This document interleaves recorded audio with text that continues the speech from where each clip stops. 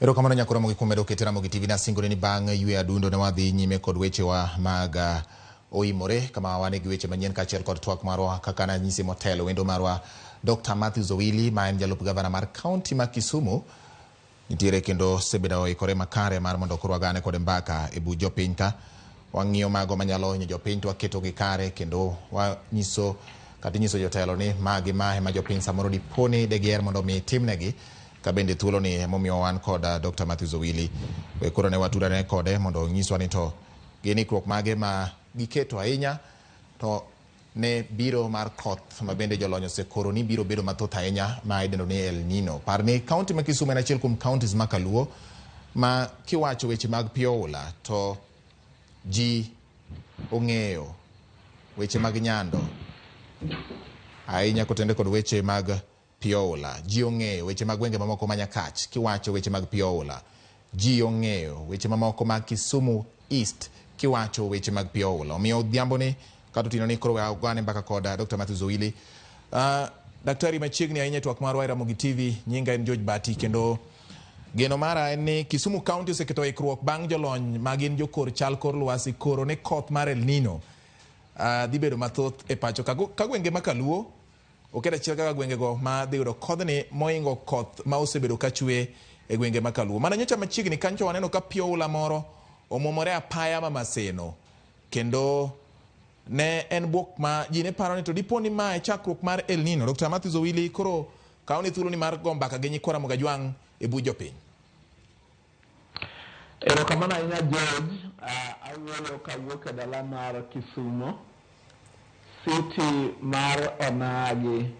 Yiena mondo amos johera duto mag Ramogi TV to kod Ramogi Radio mang'eny bende koro ng'iyowa kawuono ni oimore uru.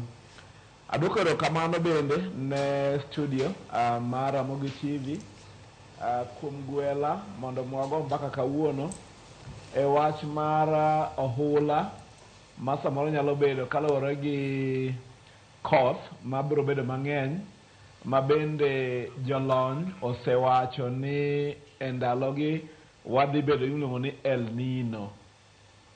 To mokwongo e weche mag kasemoso jokanyanam gi johera duto mag TV mar Ramogi en ni maduong' ahinya en ni nyaka wa inform jowa kata omigi milome ma bende wan kaka joma tiyo ne piny owacho waonge duol machalo kod mano to koro jofwambo kod keyo kaka Ramogi TV be manyalo konyowa mondo mi jowo ong'e ni wadhi bedo gi wach mar El Nino to usetimo maber kaka Ramogi TV and aparo ni bende jofwambo mang'eny kata ka ok un kende koro waduoknu erokamano ahinya mar inform jowa ma nie alwora ma samoro nyalo bedo kod tabu kaluwore gi koth mabedo mang'eny miluongo ni El Nino. Yes. Mondo mi koro gibed gi ikruok machalo kod mano. Ka ok kamano to wan kod ikruok kamili kaka county government ma Kisumu. Ing'eyo ni wach mar oula samoro oula wuok kamachielo kapok ochopo iri. Yes. Wan e Lake Basin to nitie rivers kata aoche mawuok e the highlands mabiro e Lake Basin. Kidhi Migori County nitie River Kuja. Kibiro e county ma Kisumu wan kod River Sondu mabende jodala wonge kama River Miriu. Wan kod Nyando mabende is a big culprit. En bende mokelo wach malich ahinya kaluwore gi weche mag tur mar pi e Lake Basin. Wan kod aoche matindo mang'eny machalo kaka Kisat gini. Kidhi Siaya gin kod river miluongo ni River Ndoya. Koro pi mabiro e Lake Basin ka maturowa wuok malo. Mang'ise jowa nyaka koro ng'e ni pi biro kaluwore gi gima oseng'iswa gi jolony mag weche mag alwora e piny mar Kenya. Yes. Koro mano mokwongo ni the first thing that we are doing kata gima watimo mokwongo mondo wa prepare jowa en gima iluongo ni chiwo information kata chiwo paro kata ng'eyo ni gima kamano dhi timore. Mar ariyo, kaka county, nikech ing'eyo ni weche mag alwora king'iyo pend chik mar chik mane wakalo kata constitution mar 2010, weche mag environment, weche mag pi, weche mag alwora koro mi counties mondo mi otim. Yes. Wasebedo gi miluongo ni Kisumu County Disaster Management Committee ma bende otelna gi county secretary en kod team ma wuokie county. To nikech okwan kendwa, ing'eyo ni joma watiyonegi ma jopiny inyalo tinegi gi county government to bende inyalo tinegi gi national government. To ok mano kende, wan bende kod joma nie kembe mag ji giwegi, to wan bende gi joma iluongo ni non-state actors gi dho ngere. Winjo joma iluongo ni NGO, gik machalo kamago, kata jok machalo kamago. Koro wan kod team achiel ma Governor Professor Peter Nyang'o oketo in place ma oriwo jogo te giduto, iluongo gi dho ngere ni multi-sectoral team ma ng'iyo weche mag El Nino madhi biro manyalo turo jowa. Koro first of all en information ne jo Kisumo. Mar ariyo en team ma ok mar county kende, en county, en national government, en national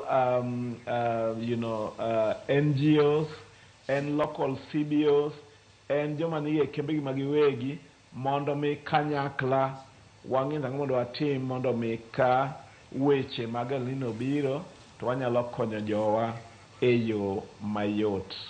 Akia ni winja? Awinji maber anya daktari. Wach madaher mondo mi apenji ni nyaka gie sani bende nitiere kuonde moko moseketi moyange ni mae ma koponi pi otur e mier kuonde ma ji odakie kaka kaunti wayango kamoro achiel ariyo adek kaka kuonde ma ji nyalo biro jote, nikech sama pi otur achiel obiro kod chandruoge moting'o samoro ywero miech ji biro dwaro kuonde ma ji nyalo jotie. Mar ariyo, weche mag tuoche bende nyalo medore nikech koro pi biro mang'eny kendo suna nyalo bedo kaka gi nyalo nyuolore. Gik machal kamagi uketo nade kaka kaunti ma Kisumu ahinya ma bende pi jaturo kawuok e aora manyando? Iyiena mondo mi awach ni ne awacho ni nitie agencies duto te. To maduong' ahinya ni wan gi agency mochung' ne weche mag thieth kod alwora, health and sanitation, ma bende sani koro nyaka bed moikore kata ready gi dho ngere ni ka gimoro timore manyalo hinyo jowa nyaka gichop machiegni mapiyo piyo kabisa mondo mi gitim ang'o, mondo mi gikony jogo. Ka ok kamano to kaluwore gi penjo mipenjo ni to ang'o ma watimo mondo mi wane ni kapo ni gima kama otimore to jowa kik hinyre. Wan gi kuonde 29 29 evacuation centers. Tabich kuomgi gin iluongo ni specific evacuation centers ma gin oigeika ma gimoro mantie onge, gin evacuation centers kamano. Now the others, watching in 29, tabich gin specific ma kaponi El Nino obiro to kaponi mano ni area mari tinyalo wuok mondo idhi kuonde machalo kod mago, gin dedicated. To 23 mamoko gin ma nitie skunde, nitie churches, gik machalo kamago, kuonde machalo kamago ma bende wasekwayo weggi mondo kapono ni pondi pi nyalo turo jowa to ginyalo dhi kuonde machalo kamago mondo mi giyud konyruok. To gima watimo en ni ok en ni wayango gi ayanga kamano. Kapo ni ng'ato pi oturo to dhi e centers ma bende oseyangi maonge ng'ata ang'ata. Skunde, nitie nyithi skul, nitie jopuonj. Kapo ni gin churches, nitie joma nyalo dhi lemo kamano. To kuonde abichgi to onge, gina places kata kuonde moyiedhi ni kaponi pi otro jomoko to ginyalo dhi to ka gidhi kanyo to county kanyakla gi the agencies ma wacho ka national government through the office of the county commissioner, Red Cross, and gi jomoko ma bende konyowa mondo mi wa geng weche ma turo jowa machalo kaka koro pi mabiro no okete gik ma dhi konyo jowa gin gi chiemo gin gi kuonde nindo gin gi gik ma yumruok godo gin gi pi maler mimodho gin gi net ma ji umore godo kaponi nikech ing'eyo ni kuonde ma ji odakie go samoro suna bende nyalo bede. So they are basically spaces ma are ready mondo mi okony jowa in the unlikely event ni wayudo tur mar pi. Right. To team mana wacho ni county secretary ochung'negi kotelnegi governor nikech en wuon county bende ni kod gik ma nyalo konyo jowago gin kod chiemo gin kod sabunde gik machalo kamago manyalo konyo jowa kapono chopo ni koro pi odarogi kuonde ma gintie ka gidhi kuonde machalo kamago. To adwa ni mondo mi awach ne jo Kisumo nikech ang'eyo ni samoro wasewacho to bende kawuono bende koro antie ka ni wabed motang'. Waseneno e Lake Basin ka kuonde mang'eny to moloyo Kabonyo, Kanyagwal, Kobura ward, Ahero ward, kidhi North Nyakach, kidhi Central Nyakach around Wasare, kidhi kamiluongo ni Ombei nitie kuonde mang'eny ma bende pi ture ji kanyo. Koro wadwa ni mondo gibed motang' mondo ging'e kuonde ma ginyalo dhi jotie kaponi pi oturogi kuonde ma gintie to county kanyakla gi jok ma gitiyogo mondo mi gikony wechegi will be ready mondo mi okonygi e wach moro amora manyalo ni chandogi e ndalo ogogo. Erokamano nya Dr. Mathews, kamoro amora miwuoye weche mag maseche kata midhiero matuch apoya miluongo ni disaster gi to dwaro nitiere ni nyaka bed ni nitiere omenda moro moketi. Untiere gi bad migawo mochung' ne weche mag maseche matuch apoya e kaunti ma Kisumu. Ka nitiere weche kata omenda moket tenge ni midhiero miluongo ni emergencies, gik manyalo pore apoya nono. Ginyalo bedo ni gin mana koth kende to gin gik manyalo tuch apoya nono kendo ji nyalo yude lal. Ok inyalo liekonwa ni nyaka gie sani kinyalo mana lieko kang'e ni kaunti ma Kisumu e koreo machalo nade e weche mag omenda e agulu mar masiche matucho apoya miluongo ni disasters kata makelo hinyruok gi lal ne oganda kaachiel kod mago matucho apoya nono. Diponi nitiere kaka keto chenro mong'ith mar konyo jopiny? Mokwongo amor ni naneno kane wachako chenro ni the Honorable Ruth Adhiambo Odinga ma bende county member of parliament mochung' ne weche mag mine e county ka higni 5 mokalo nonoge mondo ochung' ne weche mag disaster and emergency. Tano ka gini be koro mako pache kabisa ma bende wuoyo motegno ahinya kane pok nochako program. To mondo awach ne jo Kisumo duto ni county ma Kisumo oseketo okang' maber kabisa. Wan kod department kakiwachono iluongo ni emergency and disaster management to bende gi special programs and en gi budget momiye mangiso ni ka gima kama otimore kaka mowacho ka sani ni to wan kod thuolo mar tiyo gi omenda mano se ket tenge mondo mi wakony godo jowa. So gimipenjo no en adiera ni county ma Kisumu kotelnegi Professor Peter Anyang' Nyong'o oseketo pesa midhi kony godo jowa ma odak e alwora mar Kisumu County ma weche mag disaster nyalo chando mondo mi wakonygi. Ok wanyal konyogi in everything. Kanyalo wacho ni without fear of contradiction, George, ni in the camps where they will be, the bulk kata maduong' ahinya ni kony minyalo konygi godo will be taken care of by the county to ok ne county kende ne kech wan kod joma bende ochung' koda motegno. Okay, wacho national government kendo wan gi non-governmental organizations ma bende ochung' koda motegno mondo mi wane ni weche mag nino odhi maber. To maduong' ahinya kata kapok atieko kama ni penjano en ni samoro koth ochwe kawuono. Yes. Gotieno sama bede koro ji nindo.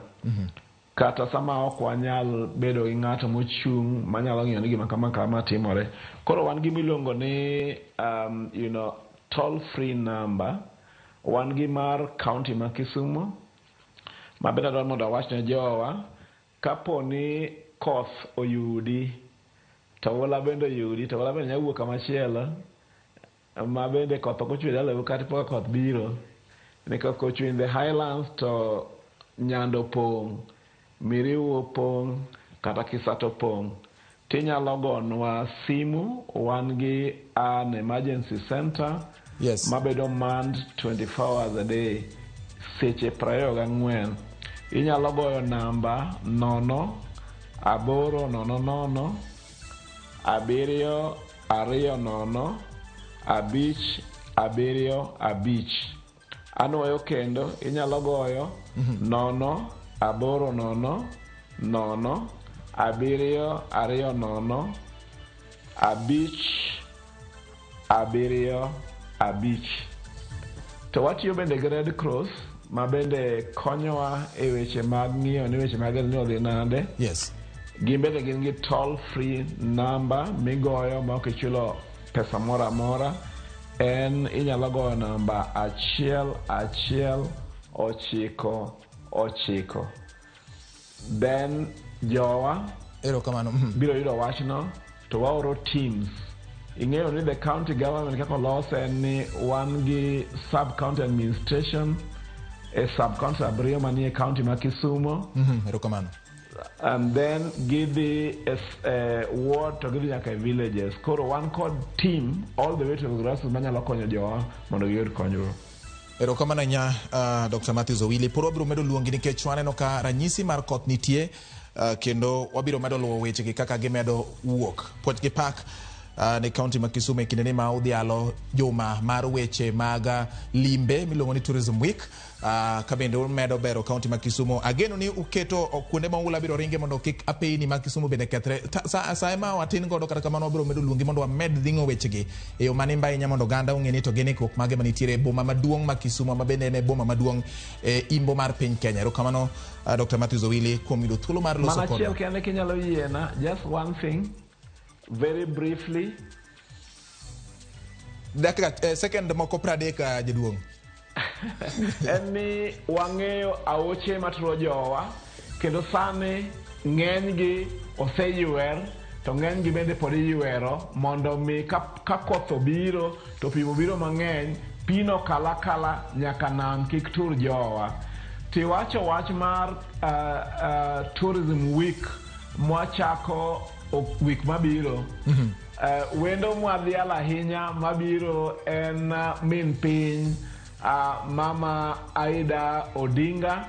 Wadwani wapidhi yiende, wadwani waringi, wadwani mi jowa thuolo mar nyiso ni nitie gima ber e Kisumu ma watali nyalo biro neno. Omiyo akawo thuolo ni elo governor mondo mi akwa jowa duto tetete ni gibi Kisumu next week wane ber mar dala onagi. Erokamano ahinya jaduong'. Erokamano kuom yudo thuolo mar loso kodwa nyako Ramogi.